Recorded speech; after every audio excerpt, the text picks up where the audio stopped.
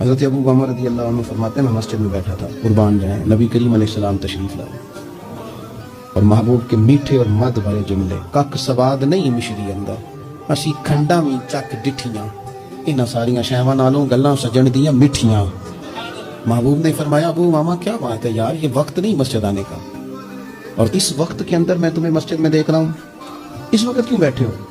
अर्ज करने लगे हुजूर मुझे कर्ज ने परेशान कर दिया, आजमाइश में आ गई, हुजूर क्या करूं? तो नबी करीम ने फरमाया मैं तुम्हें दुआ सिखाता हूँ। हुजूर ने दुआ सिखाई, कहा पढ़ो अल्लाहुम्मा इन्नी अऊज़ु बिका मिनल हम्मी वल हुज़्नी व अऊज़ु बिका मिनल अज्ज़ी वल कसली व अऊज़ु बिका मिनल जुब्नी वल बुख़्ली व अऊज़ु बिका मिन गलबतिद दैन व कहर रिजाल।